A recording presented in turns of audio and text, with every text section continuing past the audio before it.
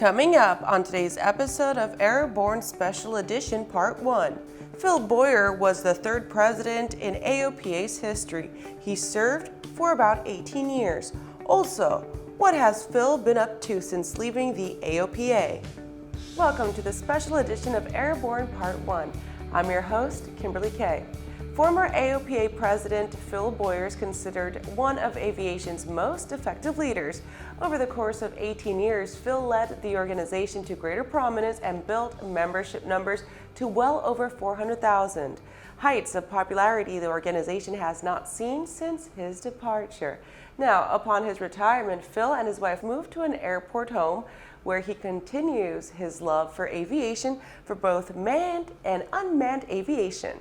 Phil and ANN's editor-in-chief Jim Campbell have maintained their friendship over the years and stayed in touch. Jim reports that one of the most frequent questions he's asked when meeting people throughout the aviation community, basically who know their friendship, is simply, "How is Phil doing?" Well, we felt it was time to tell you, or better to the point, let Phil tell you. Here with ANN Jim Campbell chats with Phil about his life after AOPA. Good morning, Phil Boyer. Hi, Jim. For those of our audience out there who have been following the aviation industry for the last few years or decades and so forth, yours is a very familiar face because you were pretty much aviation's leadership for a significant period of time as the head of AOPA.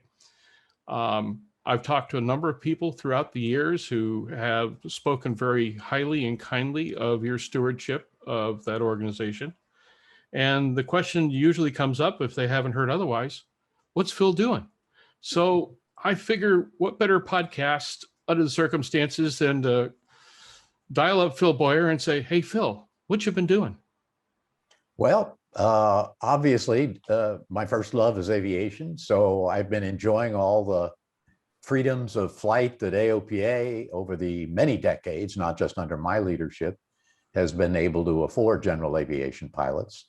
And I continue to fly, but I retired some 12 years ago, I guess. And it was a pretty big shock after working 52 years full time. And let's not forget that I had a whole nother career in broadcasting for 32 years before I joined the staff at AOPA. So I have, one good thing for retirement, I have pensions from that past life that allow me to continue to enjoy the expense of general aviation and living a nice lifestyle. After the break, Phil talks about air park living and the planes he's owned.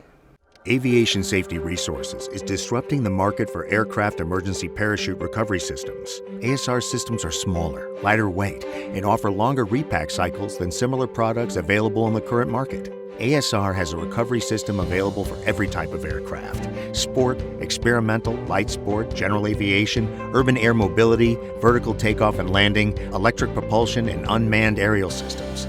Find the right product for your aircraft at aviationsafetyresources.com. Swift Fuels proudly introduces the Forever Avgas STC. One simple upfront purchase entitles the Forever STC certificate holder to receive all current and future Avgas STCs that the FAA issues to Swift Fuels. The best part? It's priced today at only $100, and the prepaid certificate never expires. Get your Forever Avgas STC today at swiftfuelsavgas.com. When adventure is calling, the Boyer by Aero-Volga is the plane you need to answer the call.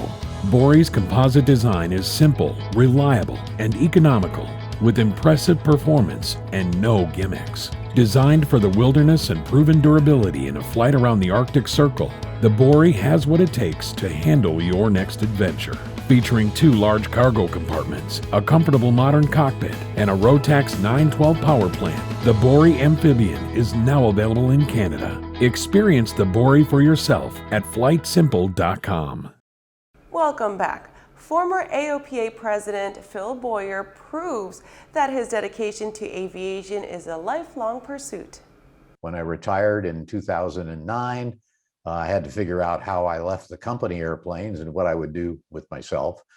And we immediately moved, always wanted to live on an air park. So we moved to an air park, much to my wife's chagrin, but she did go along with it because she knew all these years that's where we were going to end up. We scoured the country for about 5-6 years, maybe, looking for an air park that had instrument approaches, asphalt runway, and would have liked a grass runway, but asphalt for sure. And near a big city where you can enjoy restaurants, symphony, sports, etc. We looked all around. Chicago was high on our list, but once again, the airports are way out of town, and driving is tough. Florida wasn't really, no offense, Jim, on our big list, but because we hadn't really experienced Florida that much, but we did look there. But we scoured the country. California, Texas wasn't really on our list because we'd never lived there, and we ended up, believe it or not, in a town we've never lived in, Cincinnati. Not the biggest of towns, we found after we got here, but a fledgling air park started by the owner of Sporties. And it's on a 3,700-foot strip with instrument approaches on both ends. And it was a developing community that really never took full development. My wife's happy with that. She says, I love only having a couple neighbors, but it certainly doesn't have the Spruce Creek flavor. Mm-hmm. And we have a hangar as part of the house. It's part of the roof structure of the house. So it's not a separate building. So you walk out the kitchen door, you got the cars on your left, and you got the planes on your right. And so we've been living here for that time, have found the 22-minute drive to the main city, to the sports stadiums, to the symphony, to the restaurants, really to our liking, rather than having to go way, way off campus. And we're just enjoying airport living. What did I do after I left AOPA? I needed an airplane. We had a 172 and I had a Waco. Now, the Waco didn't like the asphalt runway here too much, but we kept it for a couple of years. And I had to go out and buy a plane. And so, having flown for the last 30 years, even before AOPA, twins, there are a couple of them even behind me here, a Baron and a 340. That was my first thought, but with fuel prices what they were, and gee, we're probably only going to go across the country maybe once a year at the most. We'll stay kind of east of the Mississippi. So we decided on a Bonanza. It's probably the heaviest Bonanza in terms of equipment. So it's good for 2 people and some baggage in the back, but it's an A36. It was a relatively new one, 2002. And it's got TKS, so I have ice protection, turbo normalizing, so I can get up in the flight levels, and air conditioning, that was important. And I did a little avionics upgrades to it. But it has been our airplane for the past 12 to 13 years. I've gone through one engine already in terms of needing an overhaul. And I've put probably about 1,400 hours on that plane since we bought it. And it served us well. We made a couple trips clear across country, which is no big thing. Been up to 23,000 feet with it to top some storms on the West Coast. No problem. Built-in oxygen. So that's the main transportation for the Boyers. The Waco was good for about 3 years here, but unlike Frederick, Maryland, where AOPA is located, we didn't have a grass runway. And I'd find myself walking out to go to Starbucks or something in the morning, figuring I'm going to fly because there was no wind, to get home, and here's a big crosswind, and it's a fairly narrow runway. And I found I wasn't using the plane like I was when I was in Frederick. I wasn't flying it enough, and it was a shame. So I sold that and looked around. I still wanted a tail dragger, and everybody said, well, a more forgiving plane in your circumstance would be a Great Lakes. So I bought a Great Lakes, and I had that. Lovely airplanes. Lovely airplanes. Yeah, it was. And it proved exactly what I wanted. I could use it at this airport on asphalt, not worry quite as much about crosswinds. And My wife claims I sold it out from under her, but the 172 that we had, that was her plane, she soloed it, she got her license in it, and we kept it here, but she wasn't flying it at all here, and we had to rent a hangar to put it in. So the guy who eventually restored the Waco and was doing annuals saw the plane. He said, I got a student back in Minnesota for our flight school that would love to have a plane like this. And so bottom line, after about 30 days, I sent the pictures that he wanted. And next thing I knew, he paid the full price and bought the plane. And I had to let my wife know that when she got home, even though she hadn't flown it for about a year and a half. Mm-hmm. She claims I sold it out from under her. So that left us without needing an extra hangar for the Great Lakes and the Bonanza. After these messages, Phil talks about how many years it took to build his first plane.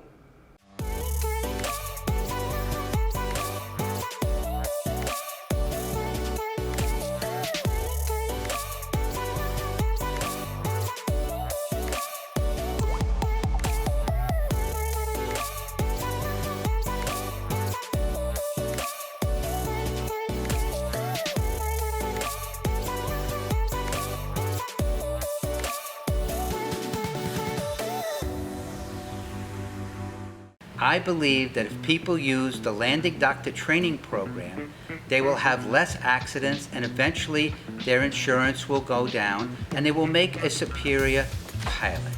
We do personal limitation checklists, which is the most important reason you need to fly with limits. We do ground proximity awareness training, and we do this with a crosswind. We've been operating 6 Bristells for 2 years without one insurance claim. The landing doctor program is working, and you're going to hear more about it. There's a difference between charting a steady course and pushing for the ceiling.